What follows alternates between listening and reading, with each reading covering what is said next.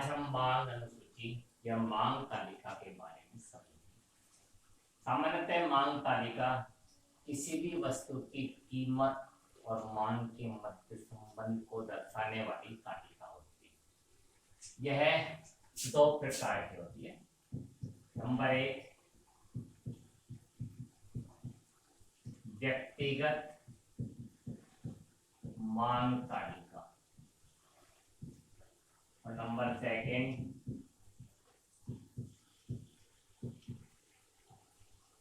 बाजार मांग तालिका। जैसा कि मांग के प्रकार में हमने समझा था, मांग दो प्रकार की होती है, व्यक्तिगत मांग और बाजार मांग। तो इस प्रकार से जब कोई भी व्यक्तिगत क्रेता या व्यक्तिगत उपभोक्ता किसी निश्चित कीमत पर वस्तु की मांग करता है और उसको हम तालिका के द्वारा प्रदर्शित करते हैं, तो वो हमारी व्यक्तिगत मांग तालिका कहलाती है। फॉर एग्जाम्पल, माना बाजार में केवल एक उपभोक्ता है। यहाँ किसी वस्तु की कीमत दे रखी है रुपये में 10, 20, 30, 40 और 50 रुपया माना, और ये हमारी मांग मात्रा। जैसा कि स्पष्ट है, सामान्यतः कीमत और मांग में विपरीत संबंध होता है। कीमत के बढ़ने पर मात्रा घटती है और कीमत के घटने पर मात्रा बढ़ती है। तो इस आधार पर देखिए, हम यहाँ कीमत बढ़ती हुई है, इसलिए मांग मात्रा माना हम घटती हुई ले लें।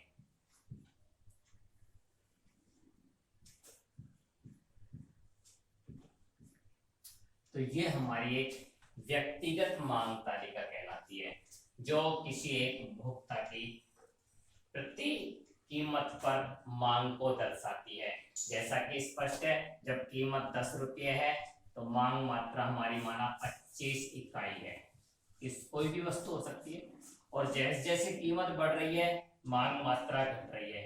जब हम देखते हैं कि कीमत बढ़कर 50 रुपये होगी तो मांग मात्रा घटकर 5 इकाई होगी। इस प्रकार एक उपभोक्ता की मांग को जब हम टेबल के द्वारा प्रदर्शित करते हैं तो वो हमारी व्यक्तिगत मांग तालिका कहलाती है।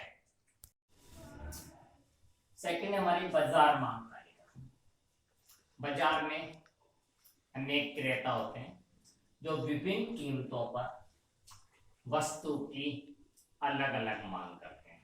माना हम मान लें कि जैसे ए, बी, सी अनेक क्रेता है बाजार में, जो अलग अलग कीमतों पर अलग अलग मांग करते हैं।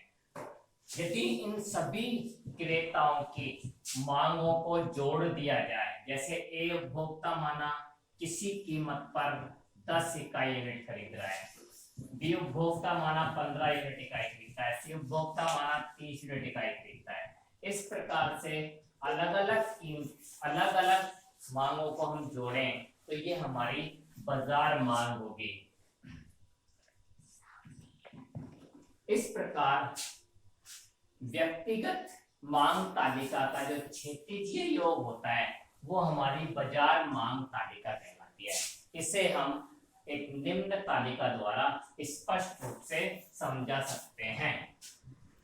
माना बाजार में केवल दो उपभोक्ता हैं, ए व बी, जिनकी मांग को हम तालिका के द्वारा समझा रहे हैं। कीमत इधर हम रुपये में ले लेते हैं, 5 रुपये, 10 रुपये, 15 रुपये, 20 रुपये, 25 रुपये। ये हमारी कोई कीमत दी हुई है।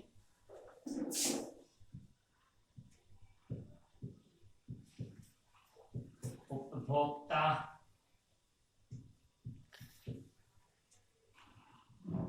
ए की मांग, डिमांड फॉर ए,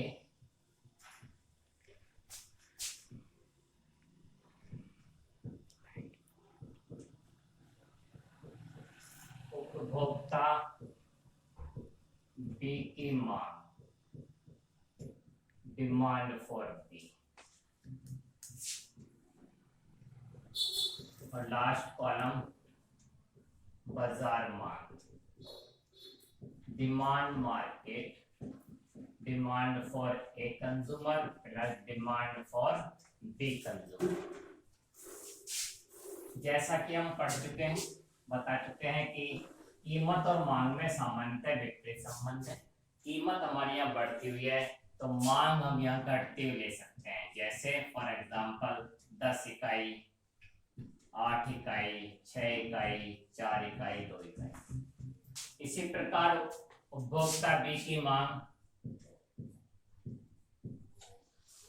कुछ भी अंतर दे सकते हैं। काल्पनिक टेबल है, एक काल्पनिक टेबल को हमने दर्शाया गया है बाजार मांग के रूप में।